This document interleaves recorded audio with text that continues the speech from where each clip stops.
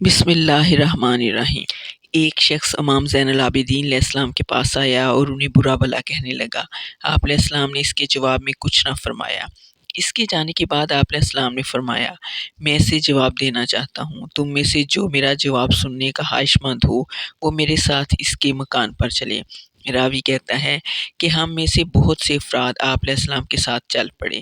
راستے میں آپ علیہ السلام نے یہ آیت تلاوت فرمائی، اہل ایمان اپنے غصے کو پی جاتے ہیں اور لوگوں کو معاف کر دیتے ہیں اور اللہ احسان کرنے والوں سے محبت رکھتا ہے۔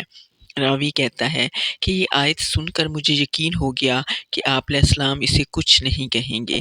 پھر امام علی مقام اس شخص کے دروازے پر پہنچے اور آواز دی کہ باہر آؤ، تجھے علی ابن الحسین علیہ السلام بلاتا ہے۔ اس شخص کو یقین ہو گیا کہ امام لڑائی جھگڑا کرنے کے لیے آئے ہیں، چنانچہ وہ لڑائی پر آمادہ ہو کر گھر سے نکلا تو امام علی علیہ السلام نے فرمایا، بھائی تم نے کچھ دیر پہلے کچھ باتیں کہی ہیں، اگر مجھ میں وہ عیب موجود ہیں تو اللہ میرے وہ عیب معاف فرمائے، اور اگر تم نے غلط بیانی کی ہے تو اللہ تمہارے گناہ معاف فرمائے۔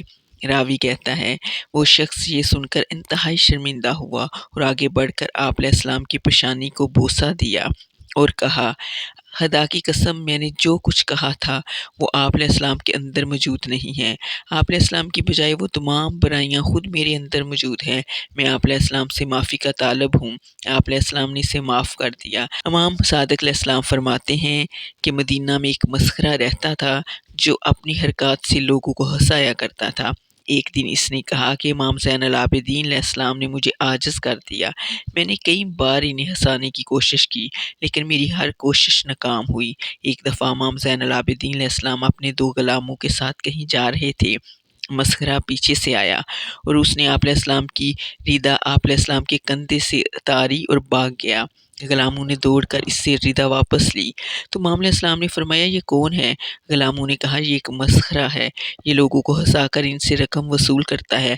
آپ علیہ السلام نے فرمایا، اس ندان سے کہہ دو کہ اللہ نے ایک دن مقرر کیا ہے جس میں مسخرہ کرنے والے نقصان اٹھائیں گے۔ ناظرین، ایک اچھے معاشرے کا قیام بردباری، باہمی محبت، الفت اور ہمدردی کی وجہ سے ہوتا ہے۔ جس معاشرے کے لوگ ایک دوسرے کے ساتھ بردباری سے کام لیتے ہیں، ان میں محبت کا جذبہ پیدا ہوتا ہے اور وہ دکھ سکھ میں ایک دوسرے کے کام آتے ہیں تو وہ معاشرہ مثالی معاشرہ بن جاتا ہے۔